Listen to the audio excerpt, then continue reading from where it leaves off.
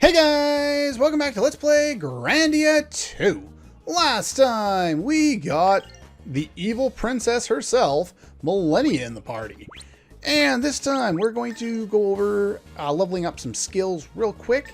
I still don't have enough coins to up Tenseiken Slash to level 4, which is what I want to get it to before I work on anyone else's skills. Do note that Elena has awesome skills, like pretty much all of them, save for I think one at the end, and I think she gets more than 4. She gets like 6 or 7, and they're all really good in certain situations. This one lowers the enemy's stats, like all their stats. This is another cancel attack, like everyone's level 1. This she could have used on you in your fight against her, and hits all enemies and does a lot of damage. It's really good.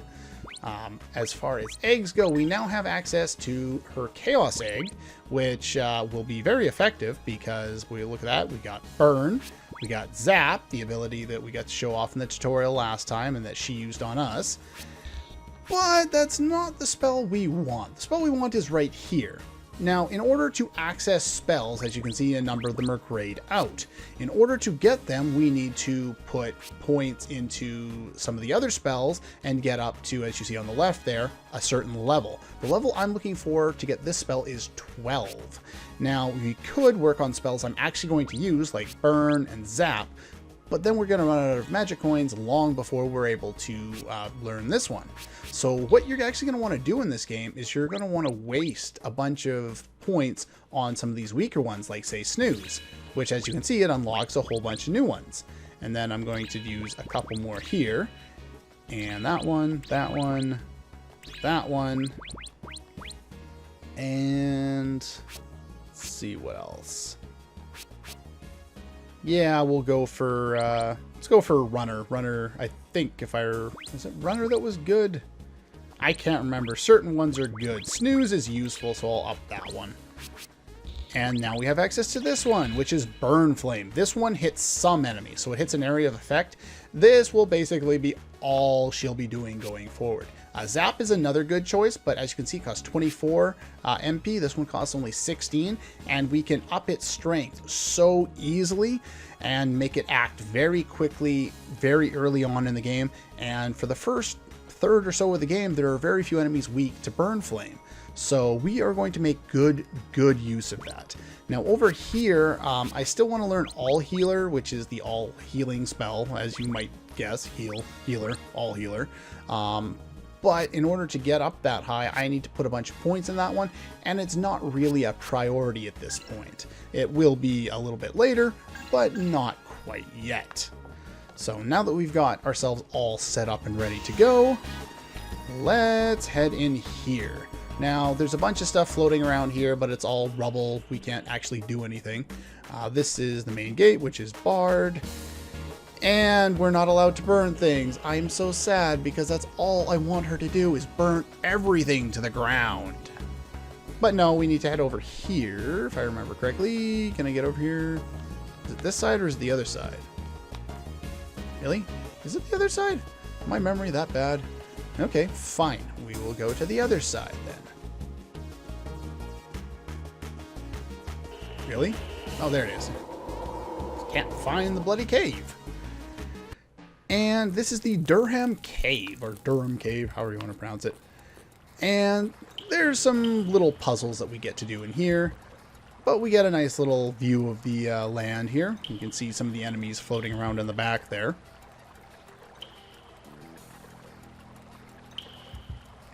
And we got stalactites and stalagmites, and they fall in a perfect way so that we can actually get down. Nice of them to put a save point in here. That's quite helpful. So let's head in here. And they will automatically pan the camera for specific scenes to give you the right view, which again, I also like. Wait. What is that?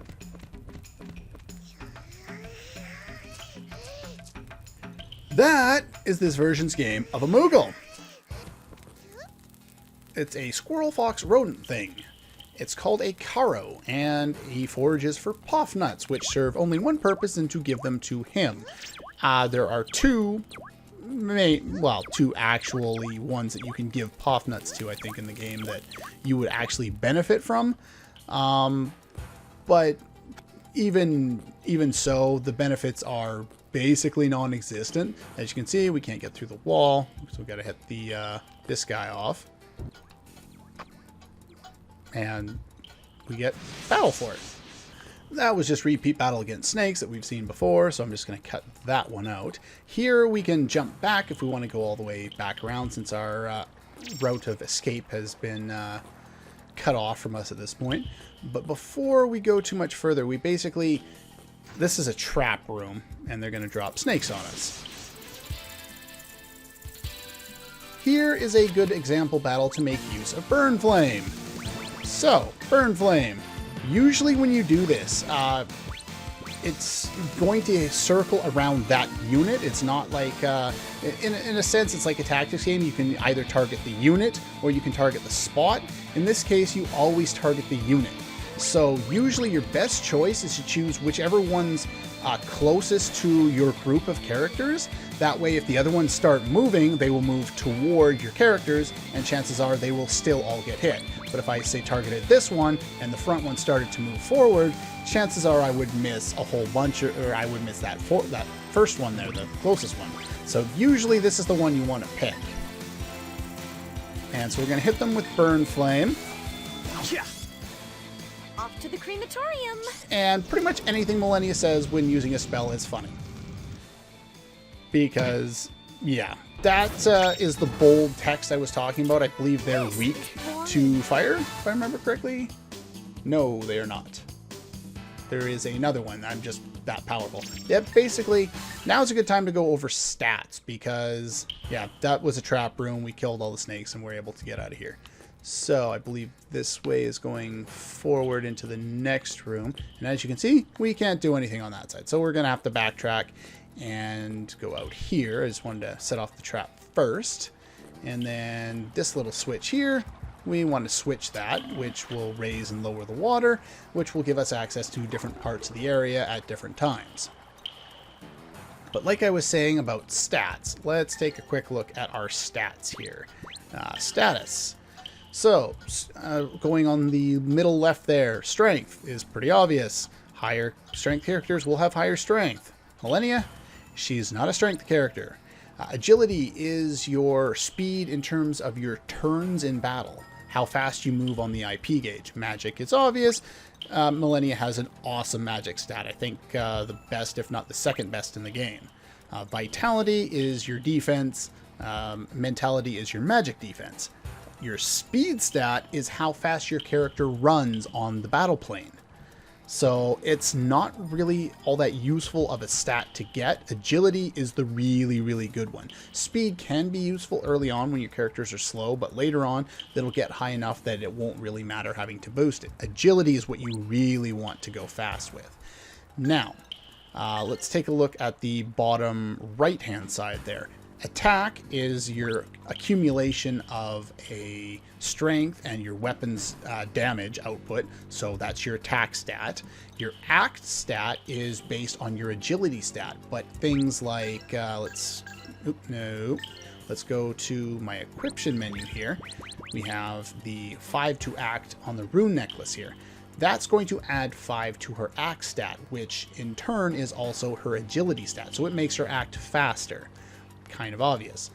It doesn't just affect it on certain points in the gauge, it's all across the whole thing. So the higher your act stat, the faster you're going to go. Defense stat is pretty obvious. Your combination of your vitality and your armor, and your move stat is your speed stat, basically. So anyway, and then they, of course, at the very bottom, they show the different elements and the status effects that you can be immune to. But so yeah, right now we have access to Millennia, and Millennia is very, very powerful with magic. So pretty much anything we encounter in here, we're going to want to use Burn Flame to annihilate. So let's hit this guy here, which will allow us to get over here, even when we have turned the water in a different direction. And back here we find a Yomi's Elixir, which of course is always beneficial. And as you can see, we've now trapped ourselves. We haven't trapped ourselves, but we can't continue going forward. So we gotta go back here, gotta go up this thing, click the thing, move the other thing, put things on things. Next. Yeah, pretty much. It's a little puzzle. It's not a difficult puzzle by any stretch of the imagination. I love turning the camera the wrong way, trying to leave there. But now we can go through this way, which I showed off earlier. Down here, through this door, across this bridge, give us access to money. As you can see, that was a small bag of money. In the previous area, it was 50G. Now it's 100G. It kind of goes up over time. Now here, we have a new enemy, Frost Frogs. With a name like Frost, you better bet they're weak to fire. Let's burn them alive. Let's target this one. Yeah, take a look at this damage. They are weak to fire. I know that for a fact. It's in my notes. But yeah, if you take a look, yeah, bigger numbers, that usually indicates that they're weak to it. And if it does more than your average enemy will do. Now, I had to compile a list from, I think, the wiki, clicking on every single enemy's name and then reading whether they were weak or strong to an element. And I don't think it was inclusive and included everything. So I have a list. It's probably not complete, but for what it is, it looks like it's correct, at least from what I recall. Obviously, those Frost Frogs are also strong to ice, which we don't have access to yet. You can learn some ice spells on the Holy Egg, but we won't be doing that till later. Just figured I'd go over that real quick. Both level 14. I will finish the rest of these guys off screen. Okay, so they're just 3 battles with the ice Frost Frogs, Frozen Frogs, whatever they are. I believe this goes deeper into the cave, so we don't want to go that way yet. And this is the way I came in. Yes. So, we want to head over here, which should be... Where am I going back the same way I was? Nope. This is the way we want to go. This should be a sleep charm, which I don't particularly need. Here is a Poff Nut, which you could give to Karo, but it doesn't do anything, so I wouldn't worry about it. If you give them enough Poff Nuts, they will... basically sit on Ryudo's shoulder and they will light the passage. But as you can see, the area is not particularly dark. There's kind of a fog of war, but it's not that bad, so I wouldn't really worry about it ever. Even in the dungeon I think it's intended to be used in, it's just not dark enough to really worry about. Ah! Got all the way in here. Did a good job to get here alone. Is that the monster over there? No, he's the one we rescued. Millennia's funny. Anyway, we have mini-boss time. Now, one of these is going to have 3 bells, and it's a guaranteed drop of a new item. You'll also notice that around Millennia's portrait in the top left corner, there is a little a color line shifting around. That is a mechanic to her character that gets activated in battle, and we will probably see that in a little bit. But for now, let's go for Fallen Wings. It's going to hit all of the enemies. These guys are weak to fire, so I will be using fire after the fact, but I do want to show off this first. And let's see, is anyone using... You're using Sleep Spawn. I don't want you to do that, so I'm going to critical you.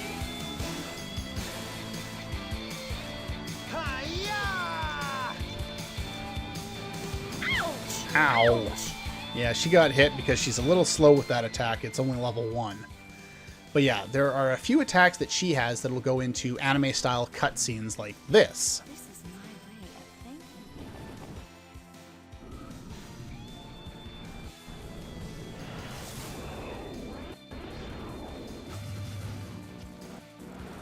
Yeah, this uses up pretty much all of her SP at this point in the game, but it does a lot of damage, so I think it's worth it. As you can see, she's waiting at the wait point for a long time, though, so that's rather unfortunate. Let's go slash on you. Maybe we'll be able to end you pretty quick here. Tensei can slash! There we go. So you're down for the count. And you drop a new mana egg, which of course I very much appreciate.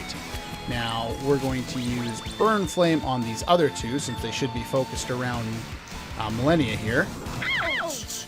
Now, don't move too much there, guys.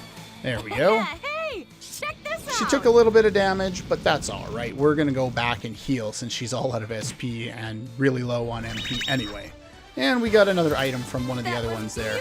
That one's not guaranteed. That's a Whirlwind Scroll. It's a battle item that does some wind type element, which we have a way of covering because that mist egg that we got. And it does this every time you get a new mana egg, by the way. The two little lines of dialogue, kind of weird. But yeah, you every time you, or the mist egg that we just got, it does wind type damage. And we're going to learn that somewhat shortly, but not right away. I want to work a little more on getting Burn Flame at level 5, which is max level.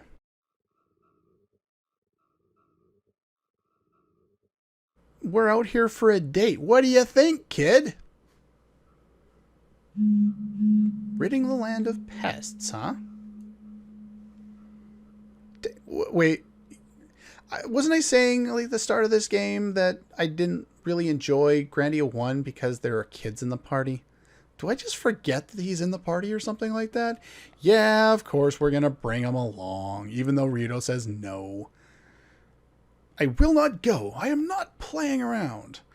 He can't lose that medal. I wonder why it matters to him so much. Well, that would explain it. You, sir, are an asshole. Wow. Your precious medal, no matter what. We've seen this before. Kid's got passion. So cute. I've decided. I'll take you along. What, as a pet? That's the way she's doing that. It's like, yeah, he's a pet. You're cute. I like you. You get to stay. My name is Millennia. What's yours? Rowan. Or Roan or Rowan, however you want to do that. Thank you very much, Miss Millennia. Yeah, we get all the different characters have their own slight kind of dialects. Not so much, well, dialect's probably the right word. It's, you know, their own phrases and stuff like that. The kid is very respectful. That's what we'll learn going forward. But it's already kind of shown in the fact that he's addressing, you know, his savior in a sense, you know, with the title Miss. Of course, not assuming that she's married. Do succubi get married? Demons? I don't know. This is beyond the realm of my knowledge. And of course, she reads into everything. And weak and frail my ass.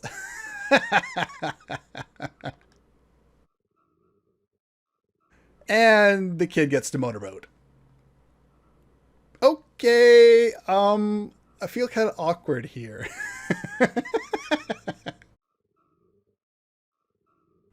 There is a Truth Fairy, all right. Yeah, I like that. You got to think that that was not part of the original script. This whole translation screams Ted Woolsey. I don't know if he did it or not, but a lot of the things that he did in the early days of Square, it just has that own kind of feel to it. You know, that comedy feel of going completely off track in the translation just to make a joke. Skipping down Lollipop Lane. Okay. So we got a new party member. And let's check his stats real quick. As you can see, his magic stat is better than Ryudo's 92 versus 80. So we're going to give him the other magic egg that's actually useless or useful. Not skill equipped. No, it's normal equipped. I know where I'm going eventually. There we go. So mist egg, there we go. And snake earrings, as I said before, they get unequipped from people, so we're going to give you those. You got that, and I didn't buy anything better for you. Okay, so that's fine. Now, we're going to go moves and magic. See, he already has Howl. Howl is not particularly useful. In fact, its upgraded ability is a lot more useful, so I want to work on that. But before that, let's go into power up here. Finally got to level 4. It's going to take a long time to get to level 5, so he's good at level 4 for quite some time. Now we'll be working on some of the other characters' techs. And let's see here. Chaos Egg, Burn Flame. One more. Once I max it out, then we'll leave this egg alone for a little while. Next thing we'll be working on is Zap and Burn Flame. And then with you, we'll probably put some minor points into this or to that. And then we will work on Howl Slash, which is the next level of wind ability, which is much better than Howl. I've seen some guides say Howl is so great because it does quite a bit of damage, but you can build up fire damage a lot more, a lot earlier, even though it costs a little more MP. Anyway, so we've gotten this far. Now I'm going to actually backtrack to the start, and I'm going to pick up, heal up, save, and then I will meet you guys back in this room at the start of the next episode. So that's all for this one, and I'll see you guys next time.